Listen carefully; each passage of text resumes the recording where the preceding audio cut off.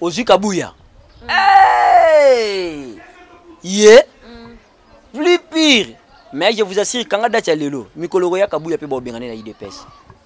Bila Gentini ngobila o ngana yebeza ba côté ka ba terrain pour na ba station mboka. On va marcher. Marché ni satongi.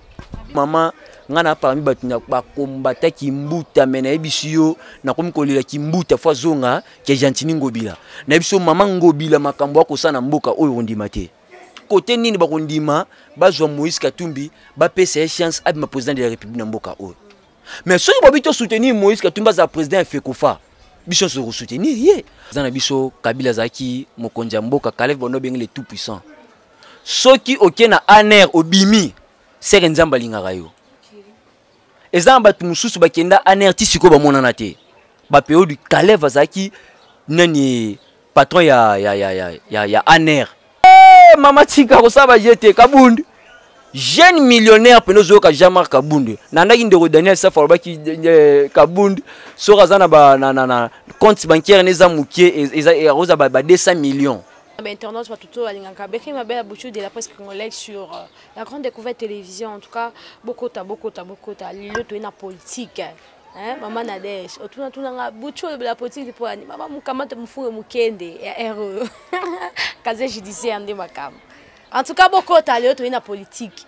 Lio to ko solo solo amboka parce que toza ba yamboka. Toza bana mboka. Tobi pourquoi tu vanda monoro polele, pourquoi tu vanda monoro rukanga tant que to ko lobela. Toza monobela na biso ya politique mais avant de commencer, je vais dire un grand merci à batutu o balingara biso de près ou de loin, batu bo soutenir biso na prière, batu bo soutenir biso na mboka na bino, na ba un franc na bino en tout cas to yambarango parce que ya onde to matata moto na Kinshasa moya makasi to melata moi sucré. Papi vend depuis Allemagne, je te salue. Nous de ma vie ba salam na yangwana maman Nadège depuis États-Unis, prince le cordon prince Mola à toute la famille Molato, to lingarabino moi mingi parce que surtout ça c'est grâce à maman Nadège Molato na piso ba salam na papa et toute la famille to pesino en beauté. Mon cameraman Fongwe langa déjà plateau ba mon invité Aza il m'a dit que Aza ni pour ni contre, c'est un homme indépendant. Aza juste citoyen congolais. Oh il ko lobele maramambo kana ya sa analyse na ya politique abi pour nani na kanga monoko. Tant qu'il n'a ko sauver po, tant qu'on a ko sauver pe génération parce que ça pe jeune. Abi to lobele maramambo. Abi bon mon cameraman yaka tout ça ramsa na biso Fongwe biso déjà plateau ba mon invité nanga du jour. Bonjour. Oui, bonjour maman journaliste. Boni papa. Oui, nzamba osunga biso na ngola nzambe kitoko. Santé déjà très bien. Oui. Posons toi comme on a eu parce que maintenant c'est nga cité comme on a été pendant que bébé c'est et comme on a vu mogli. Et moi représente toi. Bon comme on a eu Mongli Mukiandi. Oui, comme on a eu Mongli Mukiandi, je suis un analyste politique Yamboka Nangai. Donc na une casquette mon côté. Na CPL car na sala analyse Yamboka étant qu'il y a un homme politique, c'est tout. OK, merci beaucoup. Étant que moi Namboka, tout le monde lelo Vital Kamerhe kobimane na prison et le kamala mabimi libiso Namboka le bien ça va tourner pour qu'il ne canaliser ba M23. Est-ce que Aza censé il est acquis de droit et ça par quelle occasion est-ce que Aza qui peut important car Vital Kamerhe ça va tourner? Merci beaucoup de journalistes pour la question posée. Je crois VK Aza congolais a CPL ko sala ba tourner naé eza politique naé amonia mema après avoir ko sala batan ebele na scène politique ndenga zaki moi na kasho quoi. Donc on a bimi idée oya mona ki aya a acha na posunga mboka naé akesa ba tourner naé na niveau ya est kuna pona paix na niveau ya est autobiga mikolo penda ça fait vraiment des années mboka na biso mupandia est qui me penda ezalaka te mais point de vue na ngai étant qui analyste politique na moni que eza vraiment na importance mon côté point de vue na ngai eza na importanceité pour négociation ni to ça na ba est na ba M23 pour ça fait un temps. Je crois même si Elora Liboso, chef de l'État, est à côté d'un pouvoir, abandaki ba diplomatie par-ci par-là. Diplomatie on a ko salon poani pour la négociation na ba bitumba o sala na niveau est. Donc bitumba na biso est mingi miso teli eza basé na mambo za libanda. C'est pour ça que nous sommes bien président de la République oh avant d'akaté atambola trop. Te po yebaki que source ya guerre na biso eza niveau est eza makambo et ça eza utaka libanda. Yango eloko banda ki liboso ba diplomatie pour na négociation na ba groupes armés oyo ba combattre biso na niveau ya est. Mais ça fait presque 4 années yango. Bilan nango za nini? C'est négatif, c'est une importance. Donc, pour moi, ce qui est important, et comme il y a tout qui est politique au chef de l'État lobby, il y a œil pour œil, dent pour dent. Maintenant, on va tourner, on a dépôt, on va tourner. Bénéfice déjà, ni côté. Ou bien déjà, sur le plan, il y a au monde dans ma cambo. À sali déjà, à réussir déjà, nani. Il y a liboso et loko à réussir, na ba tourner na yewana ou à sali, à faire voir dans le monde entier que azala qui na bonne foi. Il y a négocier na batu nion surtout pour na bitumba na mboka na est partenaire biso sanini eza da sina balibaya 2023 te eza sina libaya ya lobaki pona ye priorité pona ye bitumba na est mieux vaut là la tanzala mais ce qui est important makile sila kotangana na est yango wana kendaki na procédure non ya koyati na ndenge ya bitumba tete kende no tulo bona négociation atamboli presque monde entier wana kutezelo ko lobelate pona wana batu nion surtout ba féliciter ki ye ndaki kuna pour négocier pour passer par tous les moyens makamone sanini et si là alaxi pe bonne fois que azaki na posa procédure ezaninga malam mais amoni que na simana e bossa ce système il y a 2 points de mesure dans la politique to solo liboye mais to sa makamde mususu nde ayo mona que et comme ce moment y est pas ça nini à côté bitumba il soit y est pas ça nini abunda c'est pour cela que même si na pouvoir ya ko citer même si na bato baza ko affronter abiso chaque fois na niveau ya est de la République démocratique du Congo kuna ndesika ko loba même si na mission des Nations Unies kuna ke eza Rwanda na Uganda ni mutu bazana sima makambo ne surtout mettant tout le monde na Rwanda na Uganda to comprendre que bon bazana ba envoyer te bi que makambo sauter ou niveau nini ya libanda mboka. Donc c'est le premier président qui a été mis à niveau des Nations Unies à citer même si na kombo ya batu oyo ba tangisa makila na mboka na ye eza ba signe fort pe à part wana et ça déjà que volonté oyo muto oyo azana pour ça ya ko sauver peuple entier ba vini en danger. Pour bateau nion surtout oye akendaka négocier na bango balingi koyo qu'il a été yesiko pour ça ne komi abunda na banza lokandi ti yemoko mais eloko ka ya pasi et ça la biso oui eloko ka pasi ça biso po bande on a biso politicien bazu ki mutia mabe batie na kati entata mutu mo fait to soutenir biso surtout to sunga yepo aza lokandi ti aza presque yemoko donc ba pona ngai il est avantage ya liboso soit bénéfice na ngwa liboso ezaneni à l'accès tout d'abord volonté à malamu ya oké solo là na batunyon surtout na libanda mokili momba emoni yango mais mokili momba pe ba moni ke biso ne toza mabe to linko sa nini ko respecter ba contrat o ya bisa biso te yango lobaki politique ya gagnant au lieu to yiba mais to sa politique ya gagnant ngana pesi yo na gauche yo pesi ngai na droite au lieu bino boya kaka na ba façon mo boya bo yiba illégalement bo sala bo boma batu bo sala ba nini bo sandi ba biloko makile tangaka. Donc, volonté, on a déjà l'accès pour la biso, et ça déjà signe fort. Donc, pour moi, c'est un peu ça. Donc, avantage à l'Iboso pour n'engager na moni et l'oisa qui angwana. Ok, merci beaucoup. Maintenant, c'est la grande découverte. Baki lelo, to ina masolo amboka, bana mboka, mame ba bato basali banda bolinga masolo amboka boy. Parce que obito le bino pe na analyse, boy batema mboka ndenge zokende. Boy yeba situation mboka comme na etani. To into le bela plainte ya ancien patron ya Aner. Comme on a eu Kalev, si on a minute oyo ancien patron ya Aner plainte oyo ba porter plainte raison valable les amis. Maman na ebisio Kalev Mutong aza oyo ka babenga sanguinaire na façon moko sakanate. Tuna bato bazaki na opposition ba période ancien président na biso Kabila zaki mokonja mboka Kalev bono benga le tout puissant. Soki okena Aner obimi c'est nzamba lingaka yo ezamba batu mususu bakenda anerti siko ba monana te ba période Kalev azaki nani patron ya Aner plainte wana batu ba porter ezaba nani kaka ba kongomani o ya monisa pasi na moni ba plainte za par-ci par là malgré batu mususu ba limbisi ye ba senga tenga na limbisi na ngai na makambo o ya sala mais ezana batu mususu babite il faut to funda ye to samba na ye pona nini prochainement ba Kalev musuba sa nini ba bimba bimate pona ngai bato bazu ba fundiye koke samba o bato bafundi malgré na yo qui c'est là sous cette information azana ngoke aza kokima aza kobata maze sika mo poni so ka biki ya saki lorote il fera ça ni il fera ça là toujours abata mi poni maman qui est ça la recherche aux journalistes qui est ça investigation moi qui Kalev à l'élisi ba famille belé Jean-Claude Mouyambu na ba comme susu to kenda to mona Jean-Claude Mouyambu na niveau aner donc otali likolo ya mutu ndenge zo pola makambu basala ye pa ya Kalev ondimate eza ba maman mususu tu ba combattre IDPS mususu ba coach ba coach na kati ya kashona bango ya aner wana dès que zo kota kuno ke se retrouver na fleuve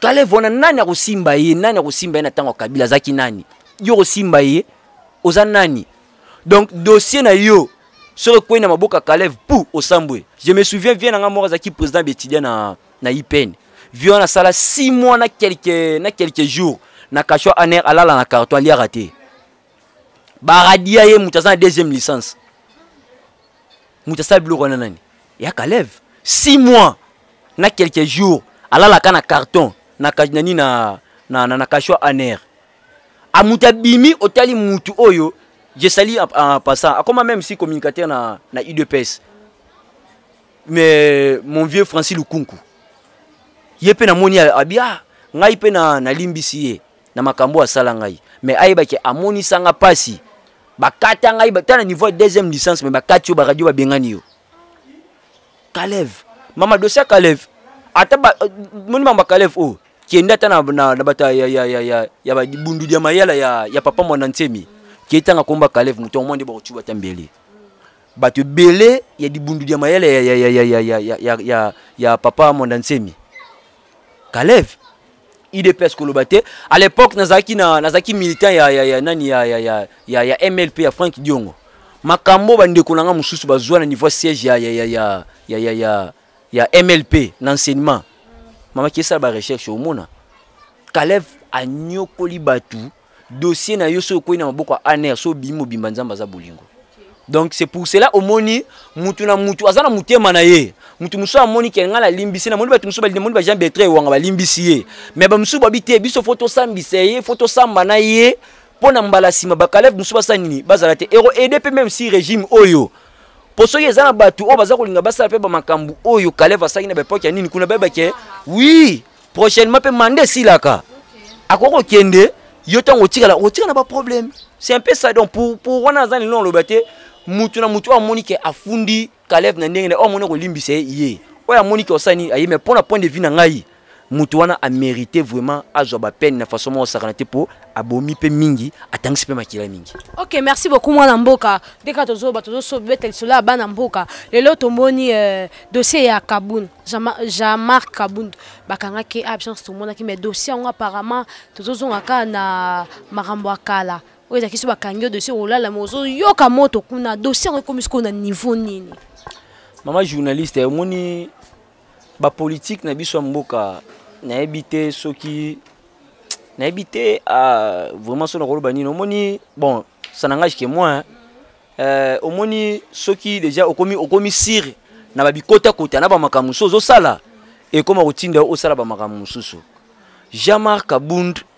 dossier à Jean-Marc Kabund yemoko asalaki conférence de presse na ye nanda kuna na Kingabwa abimisaki ba maloba oyo yemoko na mutema na ye esengaki abimisa alobaki ke nini kesa ya l'état eza ko sene chaque jour mbongo zo ke na ba avion par ci par là zo côté zo bima boy désordre président de la République est compétent boy asali ba outrage na chef de l'état donc service au monde zaki compétent zaki service ya justice taba monaki bon babengisaki ye bison to monaki babengisaki ye premier jour era kendaki babengisaki ba interpellaki bayoki ye bazongisaki deuxième jour babengaki po aya na ba preuve babengaki na ba preuve ayata na preuve moroté bayebisi ndo zabwe wana résidence surveillée bameme na nini na makala diba kendaki mapaki na makala bongo kuna allez et comme isko procédure ça nini etela maboko ya justice dossier na bango wana loko eza dossier za maboko tali justice na onga na yebi dossier mamotali justice tokota pena profondeur na ngote tokota pena ya ngote donc point de vue na ngai ezaka ke pona ngai na mona Jean-Marc Kabund asala erreur grave D'inviter sentiment ni na ngom tetinda ki asala bongo. Bon, au monde des sociétés au mimoni déjà ne kana bi au commis de trop si na biloko no yebi. Pe le roi pe déjà azwa mbongo mingi. Naza ba information azwa mbongo mingi. Nini ba carrière kuna niveau katanga kuna Jean-Marc assassiné en venture te. Donc traité Jean-Marc arnaqueur. Mama tika ko saba jete Kabund. Jeune millionnaire penozo ka Jean-Marc Kabund. Nandaki ndeko Daniel Safa ki Kabund sora zana ba na compte bancaire neza mukie et roza ba 200 millions. Siko talakara na moins 3 ans compte bancaire neza plus de 200 millions. Na musala ni oya bande ko sala. Oui bien sûr azaki premier vice-président de l'Assemblée nationale. Mais na salaire bande ko zwa, aza mutu aza na famille. Aza batande ko bokola. Aza na occupation belé. Mais au lieu mbongo wana ndenge zo kota et ne peut ça ni moko kita. Aux autres mais oui, mais il à la chaque jour azo vimbisa mam. So ki na commune ki sensu. Na venir de la paix au poussani muké avoko mabakoté ya bandizaland. Au moins en école moro à réflexionner qui école il y a l'état. Dépense dans salaire $350,000. Jean-Marc Kabund ou asala. So be ki na mona pa nga tungisa mo terrain mo ya kuna niveau ni bambongo wana nyonso to wana azuli ngo wapi. Bien sûr asala ne ko sala. Na monta muke na biso to bi histoire Jean-Marc Kabund tia uti na katanga tia ye.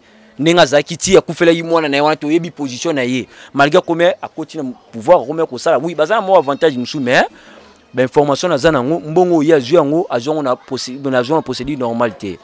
Ba makambo salami na niveau ya katanga ko sakana te ba carré miné belé Kabunda kanga a commission ya yé quoi le tout puissant a détourné ba mbongo na bango so ya ba ona bobata IDPS ba carte ba membre na bobata parce que IDPS ana combien de membres kuna au niveau national au niveau international pour IDPS ça partout hein on a reconnaître je suis ni de loin ni de près de l'IDPS pe politique na bango na zaku na zo secrétaire politique na ngote na moni bobana politique à salité. Na ko réalité ma casse na politique à IDPS na ndimeter politique à IDPS roza bongo mais on a zoloba ezake ba plainte on to za biso na biso moto yeba ni mo batne to zana bango ba plainte tout d'abord ane ko mimuna lokwa ye na ba pourcentage potinde on a mo ministère boye sur exemple aux mo 10,000 yeba ke ye na continuer on ke mo 5,000 ya Kabund donc envoie makina mo tamuke mais elo rezanga ke le roi mo ke te azumbongo bongo aiba qui était capable de nini na affronter parce que sous sa information sous nazanango on dirait pe moi occidentaux bazana moi simana ye quoi le rabata qui vision chef d'état zo ki nango pona ko kolongola oui ezo simbate yo ba ngaba lukele adversaire moko azakara pembeni na ye do ba onde ba tiene erreur mais ba makambo lo ba ki biso to ndeko zela chose zaki ya solo aya na ba preuve moi biso to ngato sani to ngato telemelango po to telemeli ki moyibi na tango kabila to telemeli ki détournement na tango Kabila to telemeli politique ya mabe na tango ya Kabila mais ce que to rolinga te na muto biso to pesa ki mandat na biso babuzo bane sa nini ezonga so ezaki ande ko continuer biso nion surtout to sani to balukela chef de l'état mais tango yake na justice sa nini abimisi ba mikanda wana te justice sa nini ama pep se vana na wana mage bamba omkolela o te e ko eza dossier politique ya dossier politique te ba preuve o ya zana ngasa nini abimisa yango na ndeji wana ba communicateur ne bo te biso to senga eleka e comme télévisé na eza l'importance te eza télévisé te ce qui est important dès que ba benga kai aya na ba preuve ay ngasa nini faya na ba preuve ya omoni dossier na boy ko kota makasi posa dossier na justice onga na yebeli ba kota rapena na musisa na ngote profondeur na ngote ya omoni na lobeli ba point o na moni eza essentiel pour na ngai yango moni no bike pour na ngai na mona Jean-Marc asala erreur grave il faut ki soki azaki sigi na makambwana eloko liboso etant un intellectuel fait ki azana na ba prévenir sorti na maboko maintenant bilan ya Gentini Ngobila tika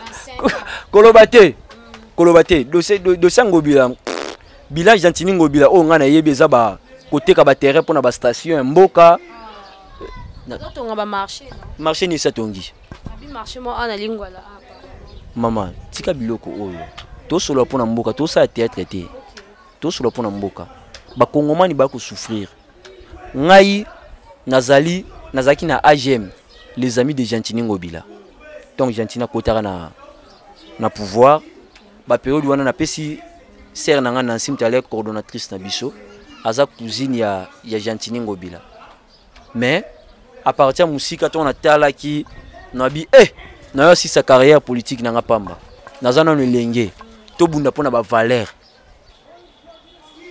Tobunda pona ba valeur. Lokumu. Mais tobunda pona sentiment te to côté la mutumo o ba anti valeur eza trop pour ngana zo mo 100 francs na tia na kati ya poche. Na message na passe na tango Kabila na Kemba déjà na Kemba déjà na message ba beta ba makolo depuis o ke ti ba université makolo zo Kemba mais to lité kaka. Tobunda po nini kimia na stabilité pona ngamo côté.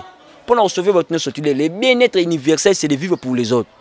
Donc c'est pour cela que mon élite, ça pour la bisogne surtout. Donc son a joué lipa, il peut faire lipa. Malgré eza même si na Europe, eza même si par-ci par-là, bozio mutom tezara différent. Selon des mutom nzamba salé là yé. Mais ce qui est important, biso to zora moyen osanini ya rolia. Mais na ebisio maman ngana parmi batina ba kombata kimbuta mais na ebisio na komi kolila kimbuta fois zonga ke gentini ngobila. Na ebisio maman ngobila makambo akosana mboka oyo ondima te. Ngobila aza kosala nebisio désordre moko. Bon lobaka poza politique hein. Le quoi pe na monier moi groupe na ACP on a kangisi moi tout par-ci par-là. Donc ça politique hein moi pour wana mais pour na ngai bila na ye. Eza ba espace oyate qui pour na ba station bila gentini ngobila. Eza ba foule ba kisami sou makasi bila gentini ngobila. O susu ya makasi na moni sou ya makasi hôtel de ville ba aire moko ya kosakana te. Donc, banyongo est un hôtel de ville. Surtout si on est bien. Qui est na ministère ya industrie. Na compte ya ville pour ça Kinshasa.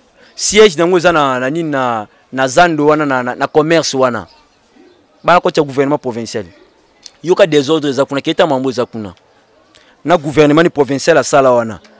Azwa lisusu muta IDPS wa benga nani oze badibanga matemela simandaku ya bana ba soki bana soki ya bumbu tanga tiena ministère wana ngana sepela kinabi nzambe tozwi mwa kimia le roi muta IDPS akoti licha malamu esanini eromonana na ebisio o akoti wana plus pire boye donc ngobila na batu naye.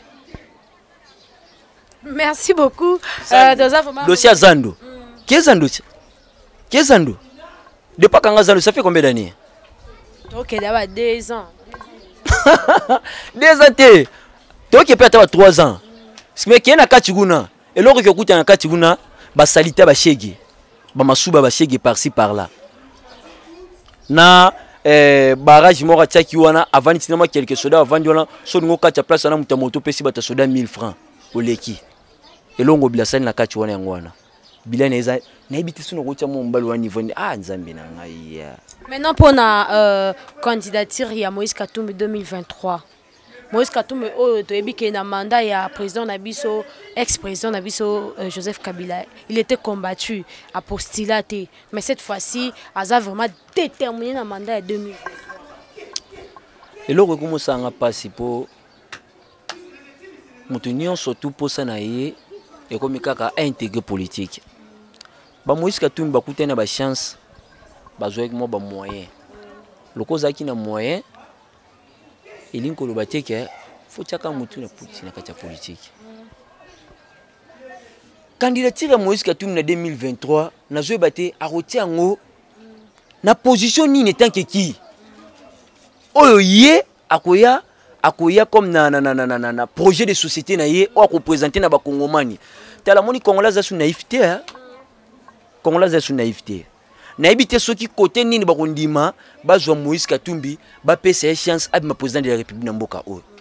Mais soki ba bito soutenir Moïse Katumbi za président Fekofa. Biso so soutenir ye.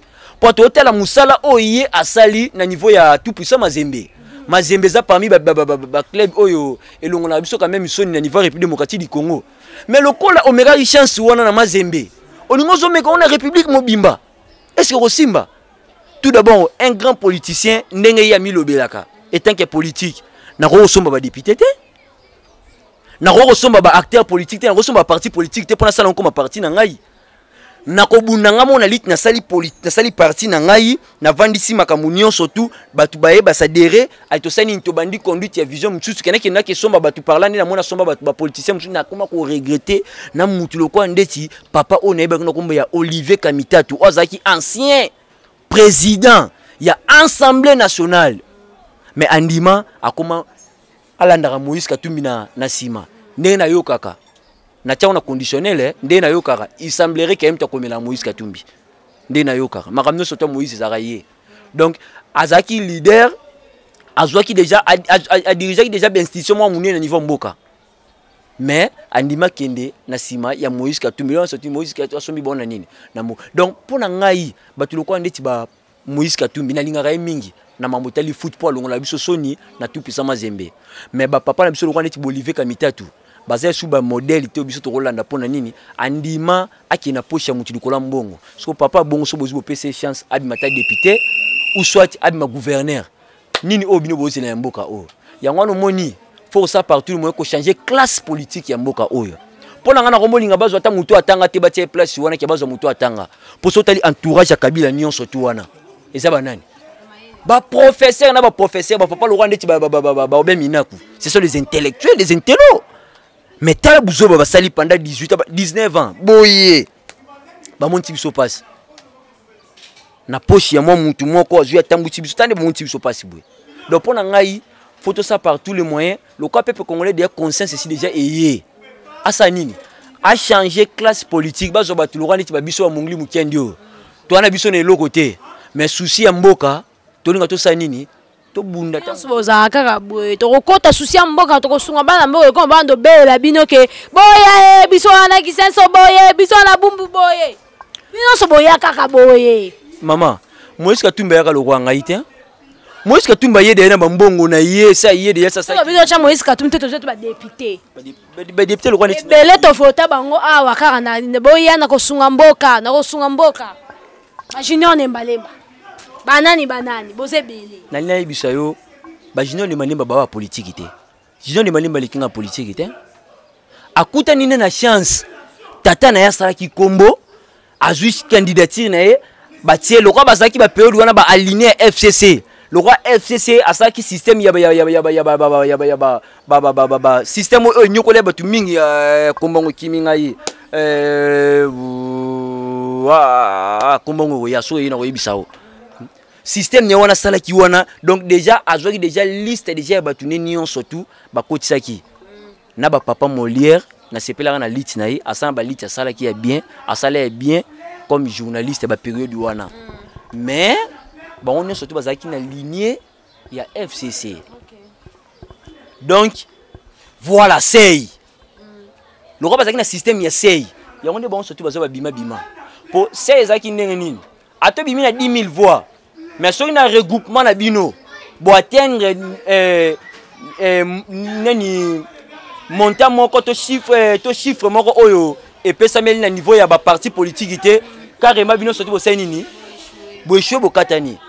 Bato belé bazwa bakatana pona nini essaye wana ngwana ndi bango bata FCC babimela yango moni ba jino de malemba ce n'est pas un acteur politique bango ne bazui chance moyen zalaki papa na komba zalaki kuna bakie basali kuna ndoko bazaki pa désigner na niveau ya FCC basali nini babimi yango moni ye azali on dirait que nani déconner soki maman soki papa na bango azwa atia pe ndekona ye babilo moi babongo bazani na bongo maintenant so bito sola na makamuka ya politique to sola manda ya fachi azaki mwana ya IDPS a apporté ni na mandat ya président Félix Antoine omoni papier tenti seke de siga zala olela ma miso yo kitaye ngana parmi bato ba soutenir chef de l'état so tel même si na quartier na ba yebi ngana risque vie et pas ya beaucoup mestre commune à Kalamu azamta pepe azaka mta pepe adem nicho koma mta ACP ya Gentini ngobila likolo ya papier et likolo ya chef de l'état actuel na sala ba débat na batunaye to betana ba gazon pan Félix Mtoza président na soutenir que petit lelo pe bato beba benga ngamta IDPS mais namta IDPS te pe vision nga jamais na kolinga zamta IDPS po ba isenga li soupenda IDPS bien ba sungi chef de l'état te ba sungi ata mukete po kabund IDPS ta buzo basali na tu bete ba dossier ma carré miné c'est ça ozu kabuya hey plus pire mais je vous assure quand date ya lelo mikolo ya kabuya pe ba bengane na IDPS IDPS actuel, Moutou, Azo lutter toujours, c'est lui qui incarne maintenant l'idéologie de Papa Etienne Tshisekedi. C'est fils Moukoko. Mais Aza isolé. Aza isolé. Pour la nini, idéologie, na vision Papa Etienne Tshisekedi. Atika l'on presque yé moko. Ba on surtout ba tika liwana. Baza contre yé, ba yé pena esprit. Ya ko yiba toujours ba biloko ko boto la par-ci par là ba on peut mi créer ba petit dié. Na régime na bango o. Pour ça Kende, qui est même si na présidence de la République, hôtel ba conseiller à IDPS, ba scandale na ba scandale. Dernièrement na Otolanda a comité conseiller moko ya président de la République. A tu violé mon moins 13 ans. Azana secrétaire national adjoint, ceux qui chargé so ya ni na niveau ya IDPS. IDPS a sungi chef de l'État na elo côté.